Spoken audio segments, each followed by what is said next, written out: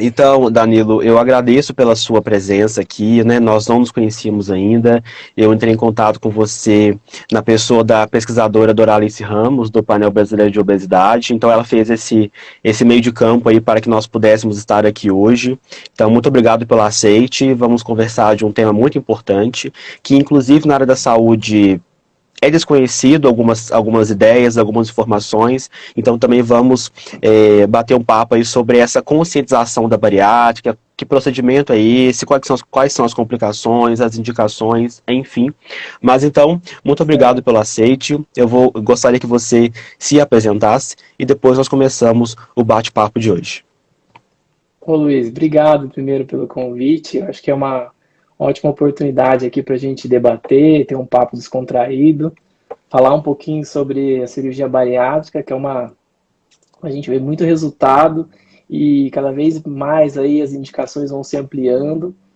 E a gente primeiro eu sou cirurgião do aparelho digestivo, né? Nós como formação iniciamos na parte do aparelho digestivo e depois fizemos uma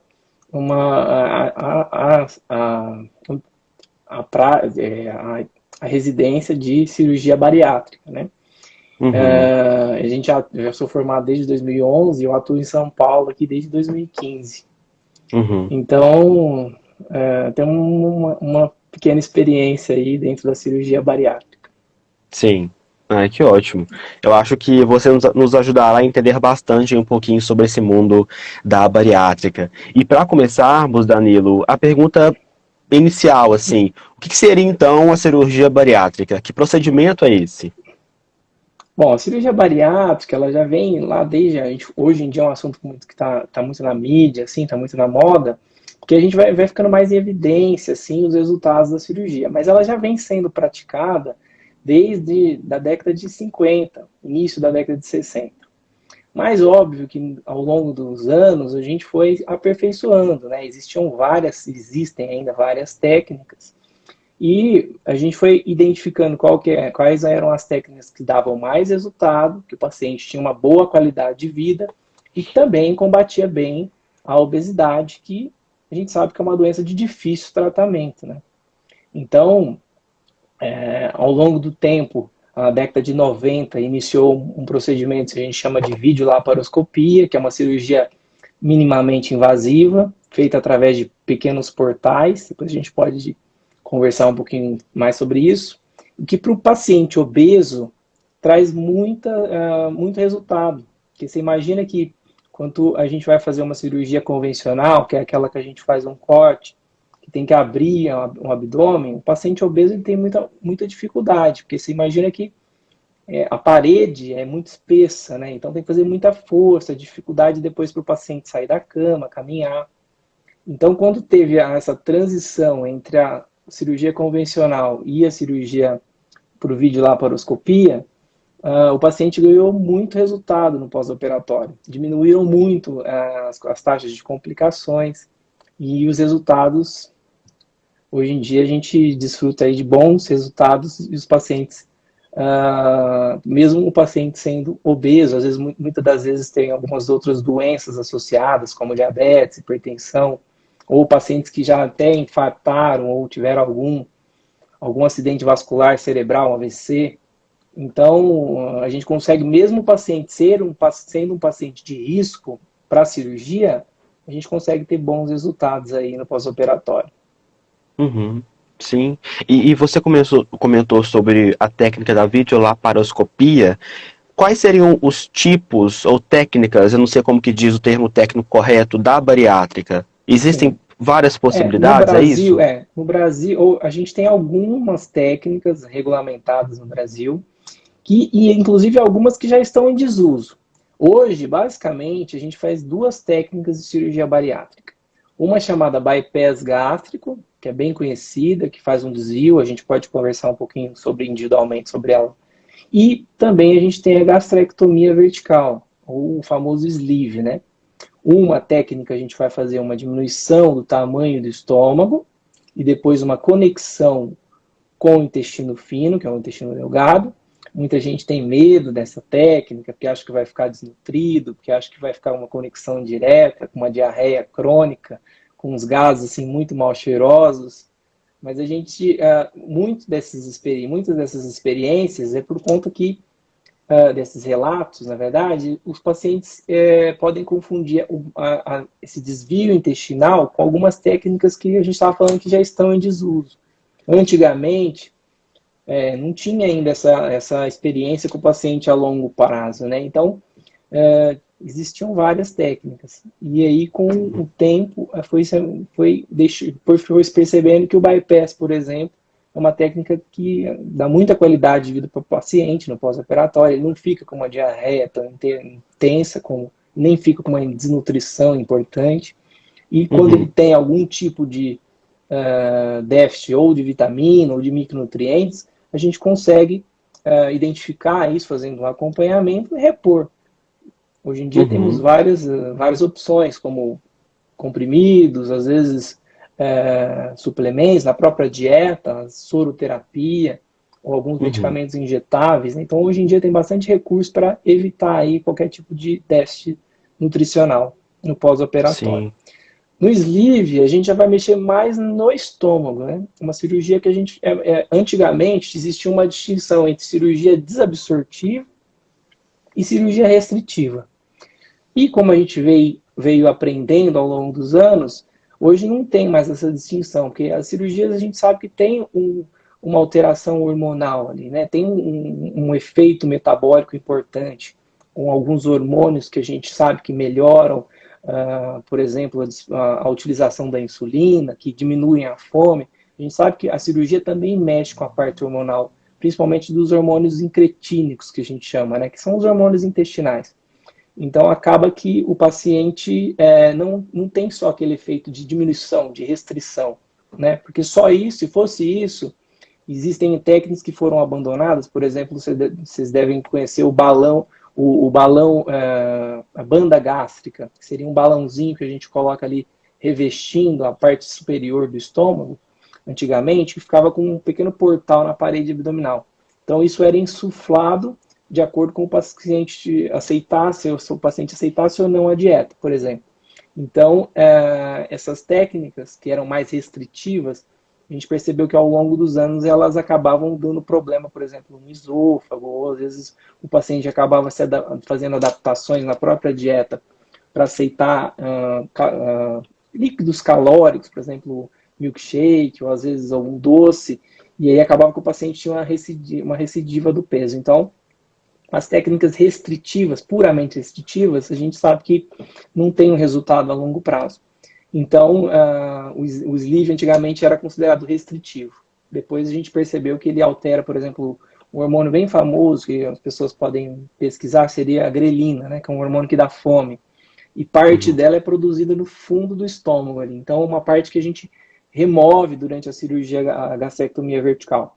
Então, a gente sabe que o paciente, além da parte da restrição, ele também tem a diminuição da fome no pós-operatório. Então, isso dá resultado para ele a longo prazo, não só restritivo, mas também por conta da perda aí da fome. Sim, perfeito. E no caso dessas duas técnicas, Danilo, as preparações são diferentes ou são as mesmas? Quais são as indicações pré-operatórias? Primeiro, hoje em dia, assim, as indicações, por enquanto, no Brasil que estão em vigência, são da década de 90, atualmente, mas ainda não foi atualizado, apesar da Sociedade Brasileira de Cirurgia Bariátrica e Metabólica já aderir, assim, a outros protocolos internacionais. Então, você imagina que hoje, no Brasil, por enquanto, isso pode mudar aí, provavelmente o ano que vem, a gente acredita que isso deva mudar, os pacientes que têm IMC acima de 35, que são aquela obesidade grau 2, de 35 a 40, esses pacientes, se eles têm algum tipo de comorbidade, já fizeram um tratamento clínico para obesidade, por exemplo, com medicações, com acompanhamento nutricional, endócrino, esses pacientes, se eles têm mais de 2 anos de tratamento sem resultado com tratamento clínico, esses têm indicação de cirurgia. Quando o paciente já tem um IMC acima de 40 e ele já tentou algum tipo de tratamento clínico e não teve sucesso, esse paciente é um bom candidato à cirurgia bariátrica. Mas a gente sabe que não é assim, não é porque ele tem uma indicação só ali no peso, no IMC, que ele está liberado para fazer uma cirurgia. Claro que quando esse Uhum. paciente chega para a gente no consultório, a gente vai encaminhar ele para as especialidades, fazer um check-up geral do organismo, ver como é que está fígado, pâncreas, rim, pulmão, coração, circulação, né? Isso é importantíssimo no pós-operatório. Uhum. E aí a gente vai pensar em fazer um tratamento quando ele está preparado, né? Você sabe que existem laudos, né? E os famosos laudos. Psicólogo, nutricionista, às vezes o psiquiatra, né? O endocrinologista. E as pessoas às vezes focam muito nesses laudos. E que a gente sabe que papel não é o preparo do paciente. A gente precisa que esse paciente realmente esteja preparado para entender todo um processo, toda uma mudança ali de nutricional, toda uma mudança que pode acontecer, por exemplo, com o paladar no pós-operatório. Tem que estar Uhum. preparado porque a gente vai operar, fazer uma cirurgia que a gente, como se fosse uma oportunidade, né? Desse paciente Uhum. reformular os hábitos que ele tinha antigamente e agora ter uma vida aí com mais qualidade, né? Com uma troca que a gente chama, né? Porque não é fácil, né? Uhum. O pessoal às vezes acha que a cirurgia é o último recurso, ou é o divisor de águas ali, o que vai com todas as fichas na cirurgia. E a gente sabe muito bem que quem estiver apostando sempre só na cirurgia está fadado ao insucesso, né? O principal é o acompanhamento, as avaliações e no pós-operatório, principalmente, né? Manter ali o acompanhamento nutricional, com o psicólogo, com o endócrino, com o cirurgião. Isso vai Uhum. fazer a gente ter resultado a longo prazo, que é o grande desafio aí quando a gente fala de um tratamento de uma doença crônica, que é a obesidade, que é de difícil tratamento, né? A gente sabe disso, e cada vez mais está aumentando aí a porcentagem nos pacientes que procuram a gente, na população mundial, né? Uhum. Sim. E já que você pontuou sobre a equipe e as avaliações que são importantes durante o processo, como que você verifica a importância mesmo da equipe multi, justamente nesse momento pré-operatório, digamos, durante e também o depois, que tem todo um processo de readaptações em vários níveis, Sim. né? Tanto emocionais, físicos, do comportamento alimentar. Então, assim, que você pensa então sobre essa importância da equipe multi? Na minha visão, ela é fundamental, tanto quanto a cirurgia. As pessoas têm que entender que a obesidade é um problema que a gente vai ter a vida inteira. Mesmo que eu chegue ali no meu peso, que a gente vai estipular, considerado ideal, eu tenho que identificar que eu tenho ainda obesidade. Como um diabetes, eu posso até entrar em remissão, entrar em hibernação, mas eu preciso manter aquele acompanhamento, aquele tratamento, para ter o resultado a longo prazo. Já tem trabalho mostrando que os pacientes que operaram, que tiveram recidiva do peso ao longo dos anos, são justamente esses pacientes que não deram a importância do acompanhamento no pós-operatório com a equipe multidisciplinar. Em Uhum. relação à equipe, é um pouco individualizado. Eu tenho pacientes que precisam fazer muito acompanhamento, por exemplo, um paciente que tem uma apneia do sono muito importante, ou de repente que tem uma restrição respiratória por conta da obesidade importante, que faz uso de CPAP. Esse paciente eu preciso fazer um acompanhamento com, por exemplo, um pneumologista. Tem pacientes que eu preciso fazer um acompanhamento com um psiquiatra, né?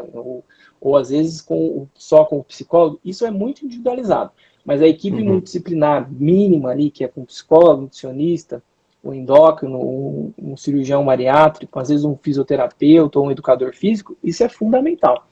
Tanto antes, quanto durante e depois. Né? Dentro dos hospitais, a gente sempre tem as equipes, e a gente dá preferência também para os hospitais que dão esse suporte, que dão essa assistência, que a gente acha que faz total diferença. Né? Para os pacientes, Uhum. a gente pra você ter uma ideia, hoje 30% dos pacientes que fizeram cirurgia bariátrica vão ter recidiva do peso em 5 anos de cirurgia.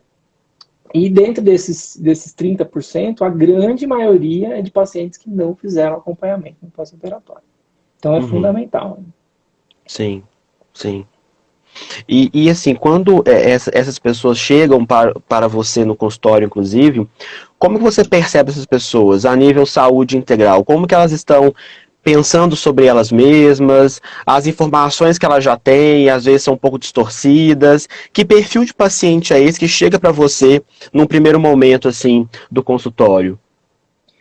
Isso eu vejo hoje os pacientes muito focados na cirurgia.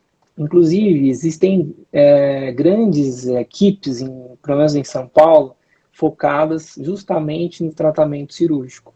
O que eu estava falando para vocês, para mim, tá fadada a ter sucesso.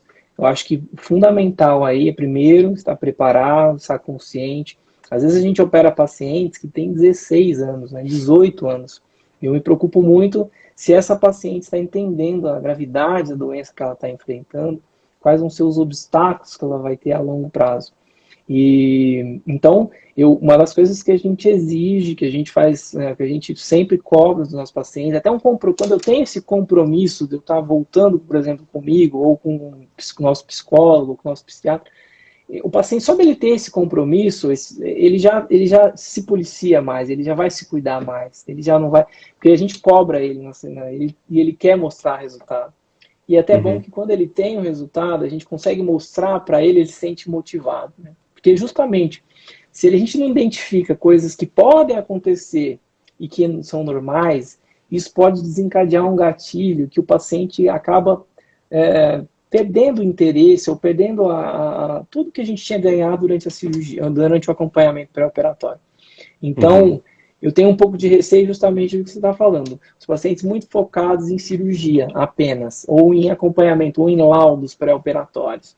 Uhum. Esse tipo de paciente, eu tento conscientizar ele que aquilo ali é um passo do tratamento, como um passo da cirurgia. Se eu depositar Uhum. tudo que eu preciso da cirurgia, não vai dar certo, pode ter certeza. Agora, quando Sim. eu tenho. E justamente, quem procura muito, por exemplo, grupos de WhatsApp, de Facebook, são justamente os pacientes que ou ficaram, têm muitas informações boas ali, de qualidade, que a gente até incentiva e ajuda quando trazem para a gente no consultório, mas tem muita coisa ali que é de justamente pessoas frustradas ou pessoas com dificuldade porque não tiveram um bom acompanhamento nutricional ou psicológico antes, ou que fizeram uma Uhum. cirurgia por simplesmente fazer a cirurgia, que a gente fala, tem equipes focadas em fazer a cirurgia. E aí esses pacientes ficam perdidos aí, né? Muita gente, quando a gente consegue acolher esse paciente, trazer ele novamente para um tratamento, para um acompanhamento multidisciplinar, ele começa a ter novamente os resultados, se sente motivado e acaba colhendo aí novamente os frutos de uma cirurgia que a gente acredita bastante. Uhum. Sim. Sim, e baseado na sua experiência, Danilo, como que você verifica a importância da família nesse processo Nossa. aí, no pré, no durante, no pós? O que que você nos diz sobre isso? Eu costumo falar sempre que a grande maioria dos pacientes que a gente trata hoje em dia são mulheres, né? Primeiro, as mulheres, elas são mais corajosas, elas têm um cuidado maior, elas fazem um acompanhamento geralmente com o ginecologista, então elas sempre estão ali no cuidado e a obesidade afeta bastante elas, então elas procuram com mais brevidade os cirurgiões, né? Ou a equipe multidisciplinar. Então, quando a gente pega essa paciente, a gente pede para ela trazer também a família, né? Trazer o esposo, ou a companheira, ou trazer a mãe, porque é justamente o que você está falando. Se a gente não tratar também a família, a gente pode encontrar dificuldade também no pós-operatório. De repente, de achar que, olha, mas você vai comer só isso, e a pessoa está satisfeita, mas aí é um comentário que entra na cabeça dela, daí a pouco ela está comendo um pouco mais, ou tentando forçar alguma coisa que não tinha necessidade. Então a gente sempre resgata a família sim. Os maridos, principalmente, eles quando vêm na consulta, eles entendem o processo, eles ajudam, eles auxiliam, né? E você sabe que a gente identifica melhora na qualidade até desses, mesmo esses pacientes não, esses familiares que não operaram, eles vão começar a ter interesse em uma dieta mais adequada, eles vão acompanhar muitas vezes a companheira numa atividade. A gente tem um feedback muito legal dos pacientes falando, olha, meu marido já perdeu, ou a gente fala mais marido porque geralmente são mulheres, como eu falei, 90% do nosso público é mulher. Mas o homem só desenvolve o interesse depois que ele vê o resultado nela. Aí ele cria coragem e vem procurar o tratamento. Mas as mulheres, eles dão feedback no sentido de, olha, meu marido já conseguiu perder 10 quilos, ou o meu filho está, nossa, conseguindo fazer uma dieta para ele melhor. A gente sabe que filhos de pacientes obesos, eles também têm uma grande chance de se tornarem obesos. Então, e filhos de pacientes bariatricados, eles têm menor chance de ter obesidade. Então, Isso é um feedback muito gostoso para nós, somos cirurgiões, modificar também um pouco a rotina da família, né? De não só. Nossa cultura é muito reuniões e baseadas em comida, né? Em festas e tudo. E a gente consegue tentar mostrar que dá para fazer alguma coisa, dá para ter dieta, dá para ser alguma coisa saudável, e a família inteira e manter uma vida legal. Uma vida com qualidade, né? Com estímulo aí para fazer uma atividade no parque no final de semana, acompanhar os filhos, né? Que os pacientes às vezes reclamam bastante que não tem mais aquele fôlego, não tem aquela Uhum. disposição, e muita gente vem por conta disso. Então a gente mostra que tem um caminho que não é fácil, mas que pode trazer essa qualidade aí, esse benefício, o que a gente, né, é fundamental aí, a qualidade de vida para esses pacientes. E a Sim. família está dentro disso. A gente acolhe bastante essa família, sim. É fundamental Uhum. isso também. Acolhe, tem Sim. muitas mães que, né, vêm fazer a dieta para o filho, vem ajudar ali no pós-operatório. Tem muita gente também que são mais antigos, né? Então eles são da ideia de que faz a cirurgia, tem que ficar acamado, não pode levantar, não pode. E hoje em dia eles até ficam surpresos que o paciente vai para casa já que ele sai, acaba a anestesia, ele sai caminhando, né? Isso faz parte da recuperação. Depois a gente vai falar um pouquinho sobre as complicações. Isso traz para o paciente ali muito ganho de recuperação no pós-operatório, essa mobilidade. Então, as mães geralmente ficam surpresas, né? Elas ficam, nossa, eu não sabia que ele ia ficar tão bem, não sabia que ele ia conseguir fazer tudo isso. E a gente estimula e o pessoal geralmente surpreende, assim, bem legal Uhum. esse feedback da Sim. família. Eu tô achando muito interessante a sua fala, vindo de um cirurgião, essa preocupação sistêmica com a bariátrica. Isso é muito importante, inclusive. É comum de lermos artigo ou comentários na própria área da saúde, comentários muito pontuais, muito objetivos, não considerando o contexto ambiental dessa pessoa, as dinâmicas familiares, como que as relações influenciam para mais ou para menos. Que bacana esse pensamento e essa intervenção sistêmica, isso é muito importante. Vindo de um cirurgião, acho que muito mais importante ainda. É muito bacana, Danilo. E Obrigado. como você comentou sobre que as mulheres buscam mais por esse procedimento, por que você acha que os homens buscam menos? Porque eles também têm essa demanda, eu acredito, mas eles chegam menos ao consultório, é isso? Claro que a nível saúde geral nós Sim, sabemos que isso acontece sim, também, sim. né? Como que é isso? Ó, geralmente a mulher vem primeiro. Eu não sei se ela é um pouco mais, né, cuidadosa com a saúde, ela tem a parte estética ali que também afeta bastante. Muitas mulheres em pós-gestações, então elas às vezes ganham muito peso e não conseguem regredir isso, e acabam vindo por conta desse ganho de peso durante a gestação. Então elas, geralmente, o que mais a gente atende são mulheres. Quando que o Uhum, homem vem? Quando ele já tem alguma coisa mais, uma água que a gente chama água batendo na bunda, né? Ou o paciente que de repente ficou diabético, que descobriu, ou que realmente uhum, infartou, ou sim. que está com uma hipertensão, que está tomando 3, 4 medicamentos e não está tendo resultado. Então, esse paciente é o que procura a gente. Geralmente são Uhum, pacientes com risco cirúrgico um pouco aumentado, porque já tem alguma doença ali, já com um grau de complicação associado à obesidade. Ou são aqueles pacientes que realmente viram o resultado, né, na esposa, na companheira, na irmã, na familiar, e aí ele desenvolve, ele fala, olha, eu acho que isso eu consigo fazer, porque eles acham que, tem gente que acha que nunca vai comer mais, que não vai ter uma péssima qualidade de vida, e a gente sabe que não, né? A uhum, gente tem que tomar um pouquinho mais de cuidado aí com os homens, porque a gente sabe que tem um hábito maior aí, que eles acham social, mas que a gente sabe que tem um grau ali de excesso de bebida alcoólica, né? E a bebida alcoólica, ela é líquida, né? E acaba descendo muito bem, então a gente tem que tomar um pouquinho mais de cuidado uhum, com os homens, mas tem muita.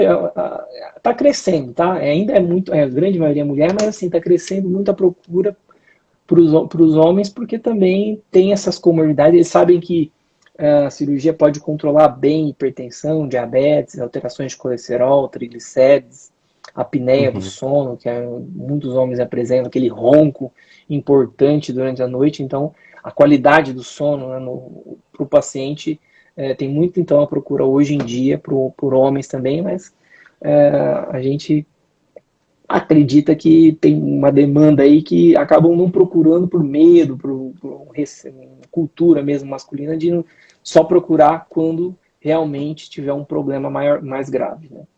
Sim, sim.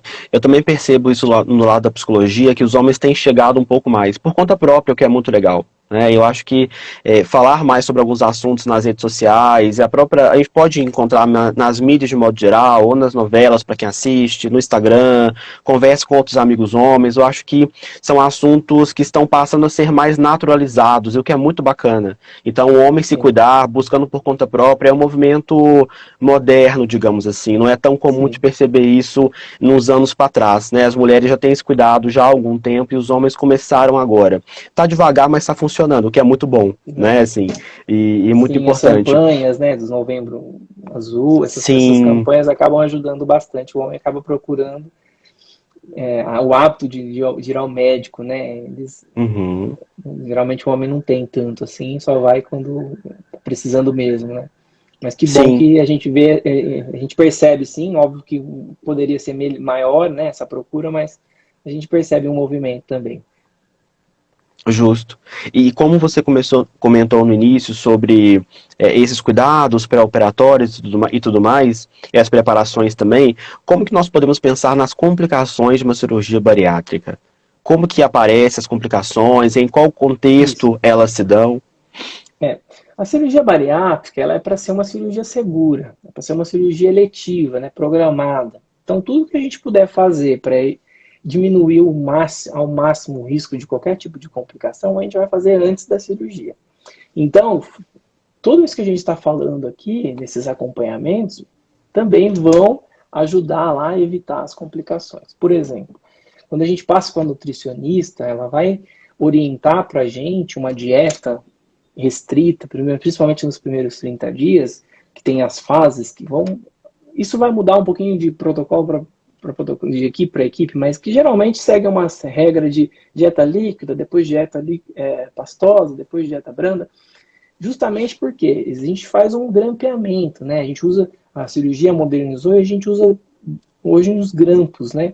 São aparelhos que fazem a leitura do tecido, eles veem a espessura do estômago, por exemplo, e de acordo com aquela espessura daquele paciente, ele vai determinar uma carga, que a gente chama que é um grampo, que vai ser o maior ou menor. Então, esses grampos, eles são de titânio, eles vão ficar ali a vida toda sem dar problema nenhum. Eles têm 3 linhas de grampo, de modo que tem uma boa circulação entre essa junção para manter também para conseguir fazer a cicatrização.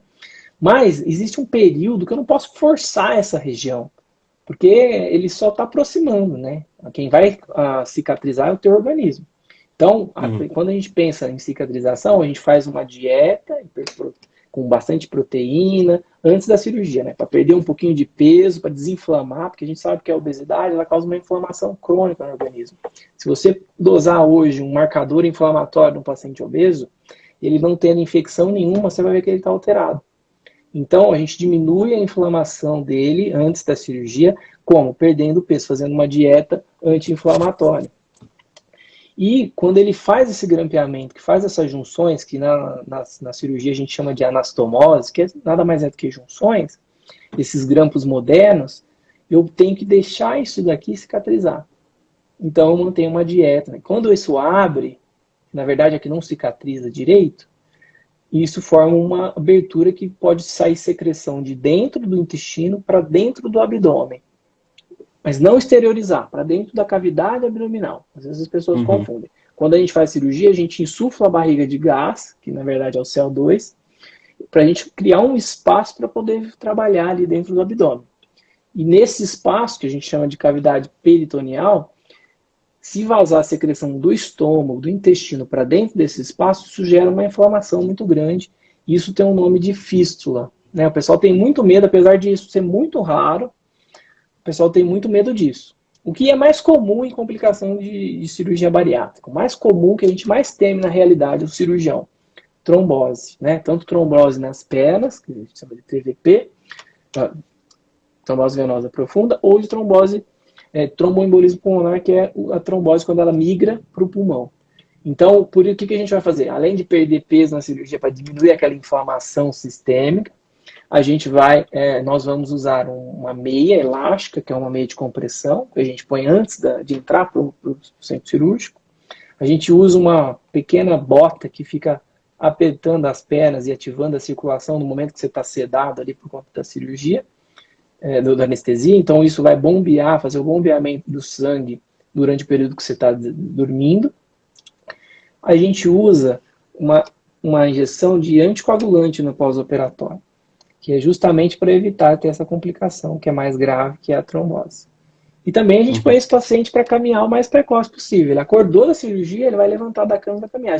Geralmente nos hospitais a gente pede para o fisioterapeuta já passar, o pessoal da enfermagem também, já passar e tirar esse paciente da cama. Isso ativa rapidamente a circulação, ativa o pulmão, que você sabe que quando a gente fica deitado no pós-operatório, o pulmão não expande totalmente. Então ele pode gerar algumas aderências ali, que a gente chama de atelectasia. Então, isso pode gerar febre, gerar pneumonia. Então, por isso que a gente tira o paciente da cama, faz fisioterapia respiratória, põe ele para fazer uns aparelhinhos que sopra, e chama Respiron, sobra umas bolinhas para fazer uns exercícios respiratórios, para diminuir essa complicação, que também não é tão infrequente em pacientes que não estão bem orientados, que é a atelectasia. Não só com cirurgia bariátrica, se a gente está falando de complicações em qualquer tipo de cirurgia, tá? A gente pode ter hemorragias, né? Então por isso a gente faz todo um estudo antes de como está a coagulação desse paciente. Quando ele tem algum distúrbio, a gente já deixa reservado algum tipo de medicação ou hemoderivado, que seria sangue, por exemplo, se necessário. E mais, a gente falou de fístula, né? A gente já falou. Da fístula. Trombose. Trombose, hemorragias. Hemorragia, telectasias, né? Acho que são basicamente... E também a gente pode ter obstruções. Todo mundo, cirurgia, eu costumo brincar com o paciente que cirurgia não é igual abdômen, não é igual gaveta que você abre, mexe nas coisas lá, fecha, e depois quando você abre de novo tá tudo igual. Então, toda vez que a gente mexe na barriga, isso gera uma inflamação, e uma das fases da inflamação é uma cicatrização com uma pequena fibrose, uma aderência, né? Quando a gente mobiliza bem esse paciente, essa aderência não fica firme, ela solta, fica solta. Se isso fica firme, isso pode gerar como se fossem angulações do intestino, né? Você imagina que um tubo que num lugar está puxando. Nessa região, se ela fica puxando, ela fica angulada. Então ali às vezes não passa bem as secreções intestinais. Isso a gente está falando para cirurgia bariátrica, mas serve para basicamente todas as cirurgias que a gente mexe no abdômen. Cirurgias de esterectomia, de apêndice, de vesícula, de intestino, de pâncreas, de fígado, todas essas cirurgias podem gerar aderência. Então a gente minimiza como? Mobilizando o paciente. Tá? E a ideia é de sempre tirar o paciente da cama. A gente insiste, parece uma coisa muito repetitiva, mas é porque é fundamental aí na recuperação e em evitar ter essas complicações. Então aderências podem gerar obstruções intestinais. E isso tudo que a gente está falando aqui, esse compilar de complicações, se a gente juntar em porcentagem, isso vai gerar um número que é de 0,3% dos casos. Então a taxa de complicação em cirurgia bariátrica é muito baixa, mesmo a gente trabalhando um paciente obeso. Isso a gente está falando de centros que têm uma certa expertise dentro da cirurgia bariátrica, né? Por isso que é importante, quando a gente está procurando uma equipe cirúrgica, de cirurgia bariátrica, a gente precisa dar uma pesquisada. Ver na Sociedade Brasileira de Cirurgia Bariátrica e Metabólica, ou na cirurgia do aparelho digestivo que seja, procurar referências, algum hospital ou equipe que já tenha uma certa experiência. A gente sabe que no Brasil, infelizmente, às vezes, para eu me titular como cirurgião bariátrico, basta eu ter cirurgia geral. Isso acaba colocando essas estatísticas um pouco acima do que a gente acredita. Óbvio que ninguém foge de números, né? Se a taxa é essa, você tem que estar preparado que uma hora você vai ter algum tipo de complicação e você tem que estar preparado para resolver. Então, por isso também o paciente mais próximo, né? O paciente bariátrico, ele tem que ter o contato do cirurgião dele. Ele tem que, quando necessário, pedir ajuda. Ou ter um hospital de referência para falar, vamos até o hospital que a gente vai te avaliar, ou vem até no consultório. Ou, né? Tem que estar ali muito próximo desse paciente para poder resolver, porque a gente sabe que o paciente obeso ele não tolera complicação, né? Ele quando inflama, tá aí essa pandemia de Covid mostrou muito bem isso pra gente.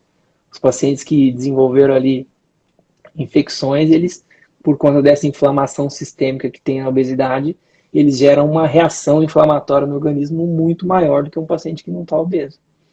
Então é fundamental que o paciente que tenha qualquer tipo de complicação, que a gente identifique isso o mais precoce possível e ele vai ter um resultado muito bom, favorável aí em relação a essa complicação. Se a gente deixa isso causar uma inflamação, uma infecção, isso vai gerar uma infecção sistêmica, a gente chama de, né, de sepsis, por exemplo, e aí dificilmente a gente consegue tratar, apesar de hoje em dia a gente cada dia mais ter recursos aí, tanto da endoscopia quanto das medicina intervencionista, que são especialidades que auxiliam muito o cirurgião bariátrico no pós-operatório. Uhum. Os Sim. hospitais também com material cada vez mais adequado, né?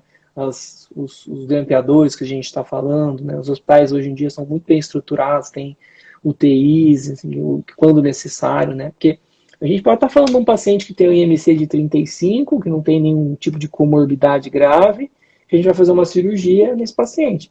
Mas a gente pode falar, hoje a gente atendeu uma paciente com IMC de 80 na clínica. Então esse paciente precisa ser muito bem preparado, porque ele vai ter mais dificuldade no pós-operatório. E não é incomum você pegar um paciente com um IMC muito alto ou com algum tipo de complicação já em relação às comorbidades que ele tem, de necessidade, por exemplo, de ficar na UTI no pós-operatório, ou de ter alguma medicação, alguma intervenção mais dentro do hospital, né? Alguma coisa mais, algum auxílio maior, algum cuidado mais intenso. E, de repente, desse tipo de paciente, a complicação é muito mais presente do que no paciente que tem um IMC mais baixo. Uhum. Então, por isso Sim. que a gente estava falando da sociedade, né? As sociedades internacionais já estão pensando em tratar o paciente mais precocemente. Então, antes, quando eu indicava uma cirurgia para um paciente que já tinha o IMC de 35, talvez hoje a gente já vai indicar ele quando ele tiver obesidade grau 1, que é o IMC de 30 a 35. Pode ser que esse paciente já tenha indicação. E Uhum. aí amplia bastante o leque aí, a gente tratar precoce e vai ter um resultado melhor a longo prazo. Essa é a Sim. ideia aí, o que a gente imagina para o futuro e o que já é replicado em alguns países aí, por exemplo, os Estados Unidos. Uhum. Sim. E aqui no Brasil não temos ainda esse andamento por questões burocráticas da sociedade, de Ainda é leis. indicação, sim. Uhum. Sim. Na verdade, a gente, para o paciente que tem um certo poder aquisitivo maior, ele acaba conseguindo, porque ele faz cirurgia particular. Agora, para o paciente que ainda está demandando, por exemplo, que depende muito do convênio, ou que depende do Sistema Único de Saúde, esse paciente ainda segue as regras que a gente tem lá de 91, para dar uma ideia. Uhum. Então, a gente espera muito que a sociedade trabalhe em cima disso para poder ajudar o maior número de pessoas possível e tratar Sim. essa doença de forma precoce, para evitar que esse paciente já tenha uma complicação. E a gente sabe que isso aumenta muito o custo também com a saúde, né? Porque você imagina que um paciente que infarta, por exemplo, ele tem necessidade de UTI, às vezes tem necessidade de se afastar do trabalho, ele tem, né, às vezes tem um diabetes compensado, tem que ficar fazendo uso de insulina, ou fazendo o hipertenso que tem que usar a medicação. Então, toda vez que a gente consegue tratar esse paciente de forma precoce, ele não desenvolve essas doenças, que a gente chama de comorbidades, esse paciente pode ter uma melhor qualidade de vida e uma saúde, e também evitar gastos para o governo futuros, né? Uhum. Sim.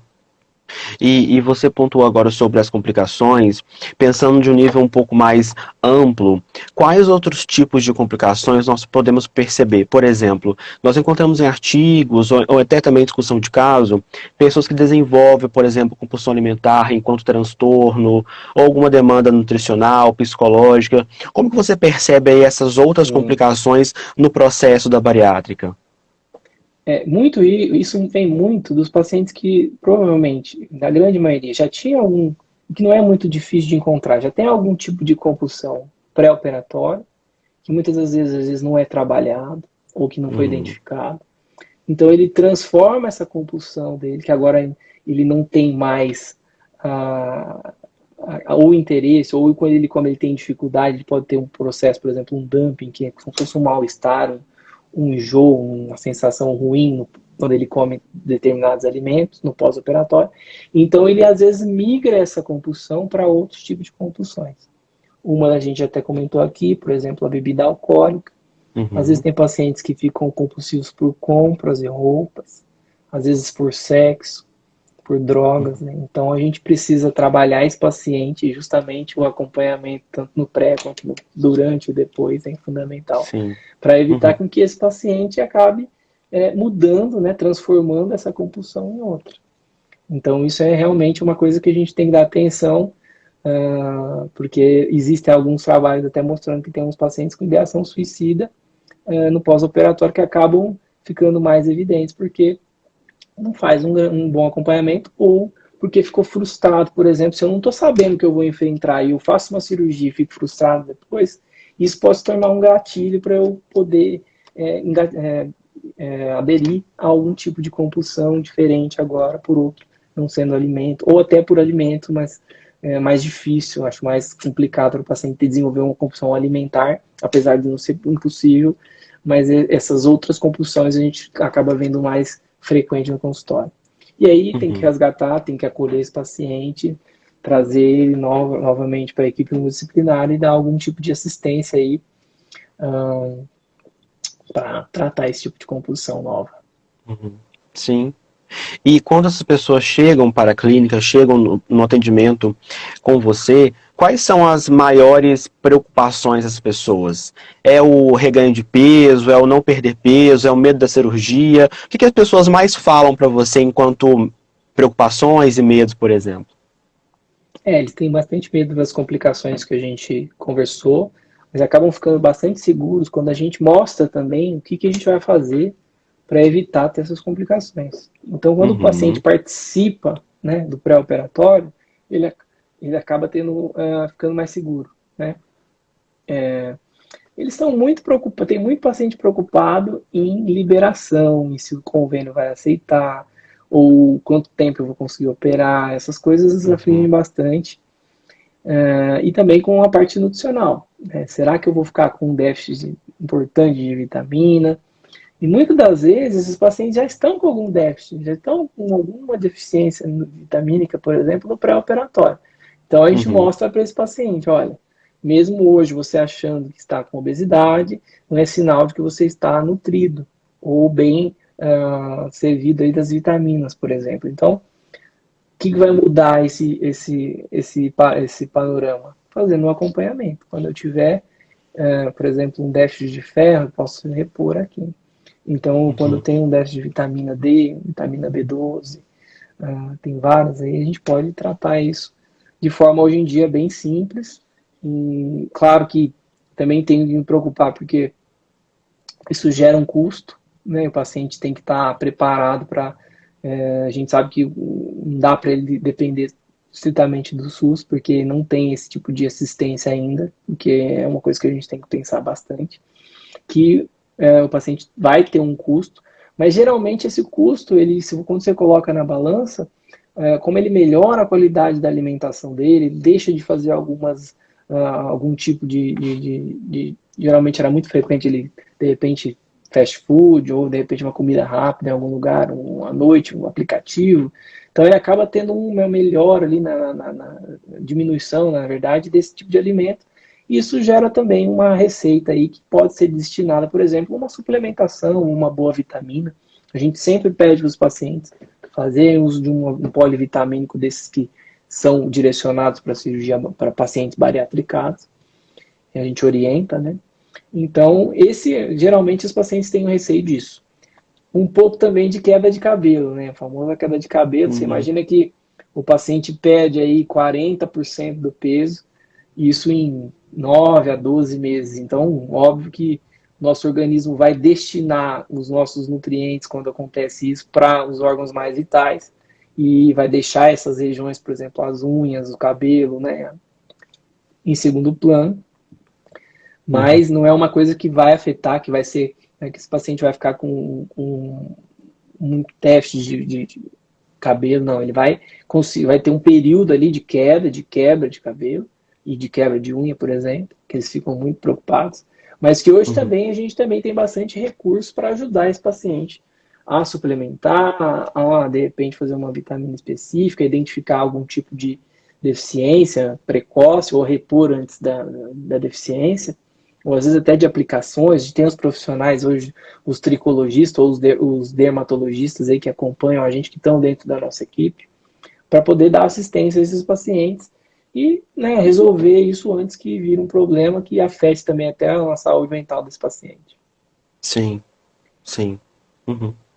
Então, assim, pensando nesse acompanhamento, no pré e no pós-operatório, falamos um pouquinho também das complicações, e você comentou agora um pouco dessa demanda que aparece mais em clínica. É, e nós sabemos hoje que tem se falado muito sobre a cultura da magreza, sobre a imagem corporal, as pessoas têm cultuado muito essa busca pelo corpo perfeito. É claro que eu entendo quando a pessoa busca uma bariátrica, talvez essa não seja a demanda primária, porque já passou por outros colegas da saúde. Mas como você percebe esses assuntos da imagem corporal, do corpo, no discurso dessas pessoas? O que elas falam sobre isso? É, olha, tem muitas pessoas que choram no consultório, ficam muito frustradas, porque muitas das vezes vão em lojas, por exemplo, de shoppings, e de repente o vendedor refere alguma frase no sentido, olha, a gente não tem o seu tamanho, ou essa loja de departamento eles não conseguem nem experimentar, não tem um tipo de roupa adequado para eles, então eles se sentem muito frustrados. E muitos pacientes procuram a gente por conta disso. Olha, eu quero entrar em determinada roupa, ou chegar numa loja e poder escolher a roupa que eu quero. Isso é uma coisa que acontece bastante. Eu tive um paciente que ele era motoqueiro, né, dessas motos grandes, né, e ele ganhou um macacão desses macacões que eles usam para dirigir a moto, né, e que Uhum, protegem ali o corpo. E ele acabou perdendo, ele ganhou do irmão. Segundo ele, era bastante, era um valor alto, né? E o sonho dele era, para você ter uma ideia, entrar nesse macacão novamente, porque não conseguiu usar mais e foi um presente do irmão.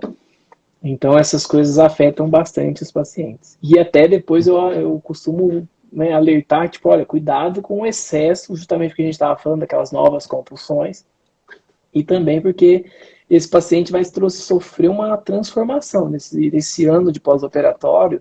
Ele geralmente como ele se olha todos os dias, não sei se por conta da ansiedade ali da perda de peso, chegar no peso ideal o mais rápido possível, ele acaba tendo dificuldade, né, com essa imagem de conseguir identificar que ele está conseguindo perder peso.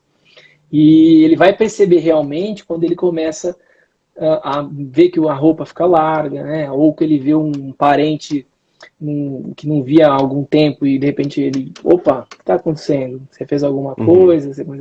Ou que ele faz aquelas fotos que eles comparam antes e depois, né? Aí que eles vão conseguir, porque só a balança não é suficiente. Então eles vão uhum. conseguir ter uma noção de que sim, está tendo resultado e que está sendo efetivo, e tenha calma que vai dar tudo certo. Sim, sim. E pensando nesse processo da bariátrica, desde o pré, durante o pós, e inclusive com a intervenção da equipe multi, você percebe que as pessoas vão se conscientizando mais sobre o próprio processo de recuperação, de tratamento, elas vão entendendo um pouco mais sobre isso, vão ficando mais tranquilas. Como que é esse pós em relação às informações, a esse processo educacional? Isso. Geralmente, a nutricionista, por exemplo, ela vai dando alguns exercícios para o paciente. É claro que é muito mais difícil dele seguir esse exercício agora, porque, por exemplo, ele não tem aquele efeito hormonal da cirurgia que vai diminuir bastante a fome. Então, se ele for fazer uma dieta hoje, por exemplo, líquida específica, que ele faz no pós-operatório, ele vai entrar em desespero, vai achar, não vou conseguir fazer essa dieta. Então, é claro que são testes, a gente avisa, a gente comunica e esse paciente vai fazer é, alguns trabalhos nesse sentido. O que você perguntou mais? Desculpa que eu acabei me perdendo aqui. Eu perguntei se essas pessoas vão aprendendo a lidar melhor com o processo de recuperação, Ah, sim. de tratamento, justamente por ter mais informações Sim, qualificadas. isso é fundamental. Quando a gente prepara esse paciente, justamente ele sabe o que ele vai enfrentar, ele vem com muito mais tranquilidade, né? E se ele segue, principalmente, porque justamente aqueles pacientes que atropelam os processos, eles voltam com dificuldades, ou porque modificaram a dieta antes da hora, ou porque quiseram testar se ia dar certo antes da hora, e aí acabar colocando a vida em risco e Uhum. também tendo dificuldades no pós-operatório. A gente costuma ir liberando e aí avisando esse paciente sobre o que pode acontecer. E aí ele bem informado, ele vai tranquilo. O paciente bem informado, ele tem melhores resultados. Isso a gente acredita bastante. Uhum. Sim, sim. Danilo, você comentou no início sobre a cirurgia bariátrica, a definição e as características. Na pesquisa, eu encontrei cirurgia bariátrica e metabólica. É o mesmo Isso, procedimento? Tem diferença do tipo clínico? Como que aparece isso na clínica? isso. Isso era hoje, como eu te expliquei, tem uma certa indicação dos pacientes que têm MC de 30 a 35. Então, se ele tivesse, Uhum, por exemplo, um paciente que tem um distúrbio metabólico importante, que tem um diabetes, às vezes ele não precisava se enquadrar em obesidade de grau 2. Ele poderia estar fazendo uma cirurgia que a gente chama de cirurgia metabólica. A cirurgia uhum, metabólica é a mesma cirurgia utilizada na cirurgia bariátrica, no bypass, por exemplo. Geralmente é o bypass. Então, faça um estômago pequeno, eu falei para você, conecta e faz um desvio, conecta o intestino fino e faz um desvio intestinal, que pode uhum, variar em torno de, hoje em dia é mais padronizado, cerca de 1 metro de alça de alimentar com mais 1 metro de alça bilipancreática. É meio uhum, específico isso, mas é o desvio intestinal que o pessoal fala, é o bypass gástrico. E ela só era indicado para esses pacientes que tinham algum distúrbio metabólico importante. Eu uhum, acredito que agora, modificando essas indicações, acaba que não tendo tanto espaço, vai se enquadrar nesses pacientes que estão ali com IMC de 30 a 35, que estão com alguma comorbidade que está com difícil controle, por exemplo. Então, sim, eles vão estar se enquadrando hoje no que a gente chama de cirurgia metabólica. E existe justo. também, não sei se você já deve ter pesquisado, de cirurgia revisionais, né? São aqueles pacientes que têm alguma dificuldade no pós-operatório, ou que estão com dificuldade, por exemplo, na reposição de vitaminas, ou estão com dificuldade, por exemplo, por algum anel que antigamente colocava. Muitas dessas dificuldades de vitaminas são cirurgias lá atrás, cirurgia de Scopinaro, se você for procurar, do Adenal Switch, cirurgias que realmente exigem um pouco mais de acompanhamento próximo desse paciente, que eles têm uma porcentagem maior de desnutridos no pós-operatório, de dificuldade no pós, então perde um pouco a qualidade de vida. Então, por isso, essas cirurgias hoje estão mais abandonadas. Mas as cirurgias revisionais vêm para corrigir qualquer tipo de descontrole que a gente pode ter aí no pós-operatório mais tardio. Então, seria uma cirurgia para revisar a cirurgia bariátrica.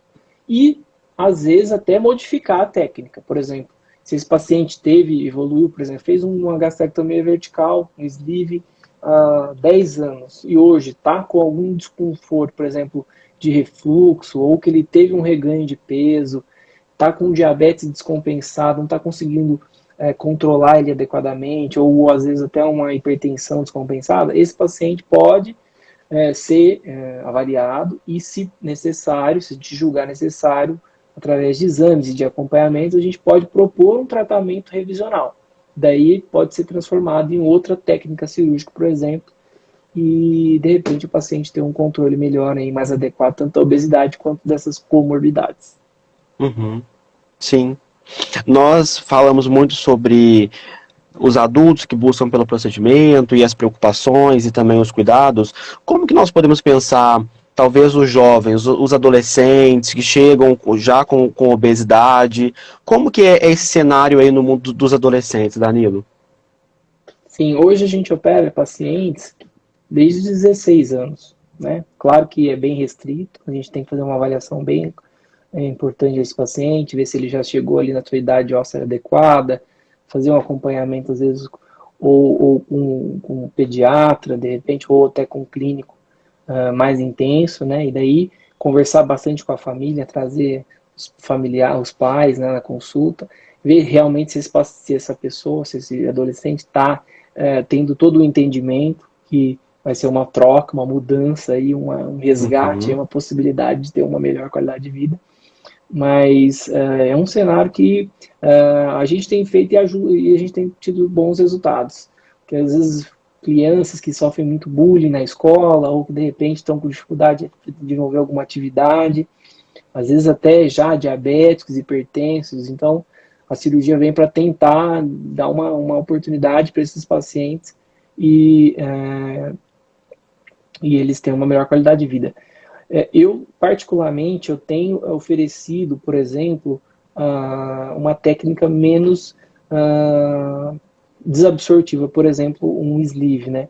Não é uma regra isso, claro que isso vem da experiência de cada cirurgião e também as sociedades não interferem nisso, mas eu imagino que para um paciente com menos idade ter um entendimento é mais difícil. Então, eu ofereço para ele uma oportunidade, por exemplo, uma gastrectomia vertical, uma cirurgia que eu só vou mexer no estômago. E eu deixo, óbvio que a gente só pensa em operar o paciente uma vez, mas eu deixo a oportunidade para ele, que vamos supor que ele não tem ainda, mesmo fazendo todo o processo, operando, fazendo acompanhamento, mesmo que ele não tenha um bom controle aí no pós-operatório, eu lá na frente, se ele de repente resgata aí uma maturidade um pouco melhor e eu deixo para ele uma nova oportunidade. E daí a cirurgia revisional lá na frente, quando necessário, óbvio que, como, veja, não pode ter corte aqui. A gente está oferecendo uma cirurgia que é muito boa, controla bem a obesidade, mas que a longo prazo a gente vê uma taxa maior de recidiva de peso. Mas quando esse tipo de paciente, ele tem uma oportunidade ainda, que seria, por exemplo, transformar o sleeve num bypass. O sleeve, por muito tempo, ele foi uma cirurgia de primeiro passo. Você imaginava que o paciente era tão obeso que ele fazia uma cirurgia inicial, que seria uma gastrectomia vertical, um sleeve, e aí uma segunda cirurgia era confeccionada depois que ele atingia um certo peso. E aí, sim, ele transformava, por exemplo, num bypass. Só que os pacientes perdiam tanto peso com o primeiro passo da cirurgia que acabava que não necessitava da outra cirurgia. Então, eu ainda, por conta dessa experiência lá de trás, eu geralmente ofereço para o paciente que é mais jovem, que tem ali 16, 18, até 20 anos, um primeiro passo, que talvez vai resolver o resto da vida dele. Mas se caso lá na frente, daqui 10, 15 anos, ele precisar de alguma nova intervenção, eu tenho alguma coisa a oferecer. Essa é uma conduta aí que pode causar polêmica, mas eu vejo ainda dessa forma. Sim, perfeito, perfeito. Então, Danilo, por fim, agradeço muito pela presença, pelo aceite, espero que Obrigado. estejamos juntos aqui no outro momento.